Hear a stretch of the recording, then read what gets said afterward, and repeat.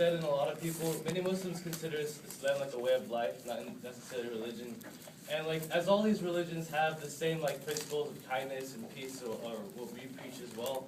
And as Muslims, we have to respect these religions, even though they may be different from us. And like a verse in the Holy Quran tells us, I worship not that which you worship, nor will you worship that which I worship, to be your religion and to be my religion. Each religion is entitled to their own beliefs and deserves the utmost respect. So what exactly is Islam?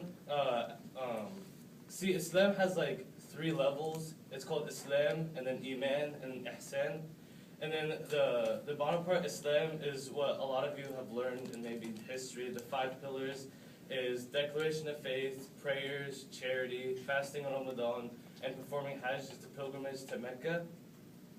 And then Iman is the 2nd level, which branches out from the 1st level. And instead of like 5 pillars, there's kind of 6 pillars.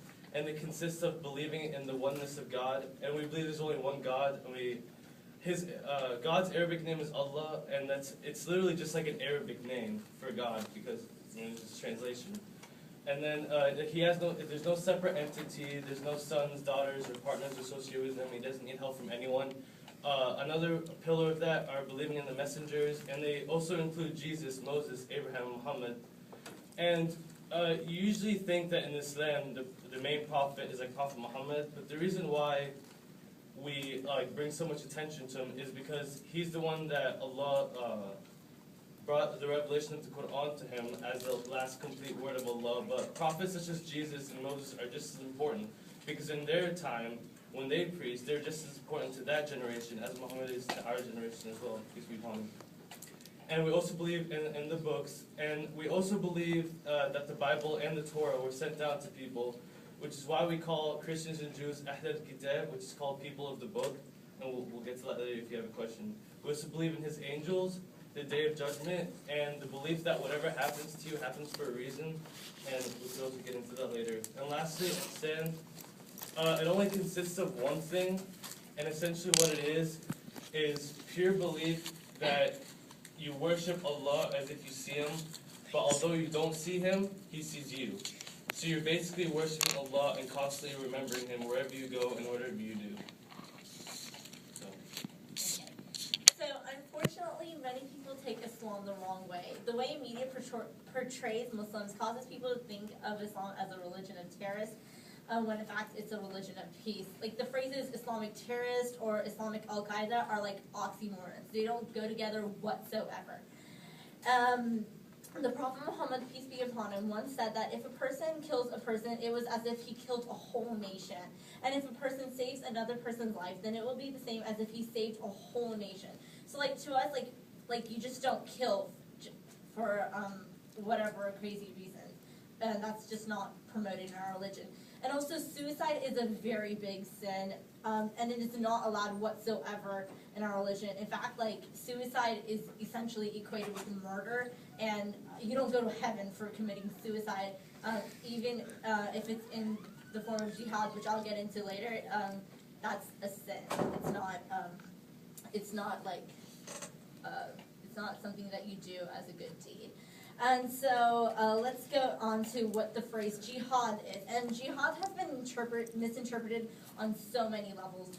The media portrays it wrong. Many people, people portray it wrong. And even some Muslims here portray it wrong. Oh, not here. Even some Muslims, just like, okay. Even some Muslims portray it wrong. Jihad literally in Arabic means struggle. And so that could be like an internal struggle to like either better yourself or like the more commonly associated one with jihad is like war. And so I will press on that issue. So jihad isn't Muslims just going to kill other people just for the fun of it, or like thinking that like, oh, he's not Muslim, let's kill him, and then like that's jihad. Like that's not what it is. As we said before, Muslims are supposed to respect other religions. So the only way jihad is acceptable in the form of war is when one's country is literally attacked and the people who are attacking it is trying to get rid of Islam. So like only in case of like whenever we're like absolutely threatened by like, you know, an army or something. So when it comes to like in that situation, like, that's would be like a form of jihad where war is accepted. But like currently what the media has portrayed as like through the suicide bombers or like Al-Qaeda, that's not jihad, and they're not struggling in case of war. It's not the same thing. And so jihad is just like is self-defense, really. And so jihad is strictly for the sake of Allah, and Muslims do not fully expect themselves to die. They fight only for the cause of Allah and strictly only for the cause of Allah. And so like mainly jihad is like just, it's usually just struggle. Like for example, I'm pretty sure, like just like Ahmed said, one of our pillars is fasting. And when we fast, we're not allowed to eat or drink from sunrise till sunset. And so a form of jihad is like resisting food or drink so you don't break that fast. It's really like simple things that where you just like, where you like have these little temptations to do wrong, but you just fight against yourself to not do those wrong things, like because like you're doing what Allah says. So that's just essentially what jihad is. Another misconception is that women are oppressed in Islam, and this is completely false. And this is coming from a Muslim female perspective. So Islam considers women to be equal to men as a human being, as a partner.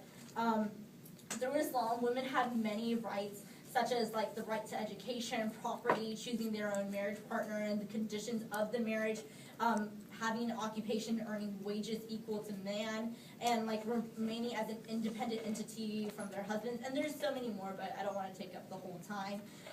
Even the birth of a daughter is a blessed event. Like what we believe is that like when a daughter is born, like angels come down to bless the family. So it's a really big event. I have a quote here that says, "Whoever has a daughter and he does not bury her alive, does not insult her, and does not favor his son over her, God will enter him into paradise." And the whole burying thing, that's something historically that they used to do because they didn't want females back then, they wanted the son. And like the mother is held 3 times higher than a father because of like, all the strain she does giving birth to him and all like, all the sacrifices she make. A lot of the prophets, his wives were business owners, and like a lot of them earned more money than he did, and that was totally acceptable. They were also taught to read and write, and a lot of them were scholars and advisors to a lot of Muslims at the time, and even non-Muslims, and they were even men. So like, and one final misconception that I want to get into is that hijab is created to oppress women. And first off, if you don't know what hijab is, it's the scarf thing that I wear on my head. But it's not even that. Like hijab is literally like the full body covering. So it's basically where you cover all of your body except for your hands and your face. So like it's not just like my scarf. It's also like my like shirts that I wear and my like pants. So it's literally like my whole entire clothing. And this was just a command sent down so that women could stop being judged by their bodies and being taken seriously by their intellect. It was also meant to prevent women to be just sex objects to society. And furthermore, it's used to promote chastity and modesty. A woman is not allowed to be forced to wear hijab. So like nobody no one is allowed to make her wear it. So she has the free will to choose if she wants to wear it or not.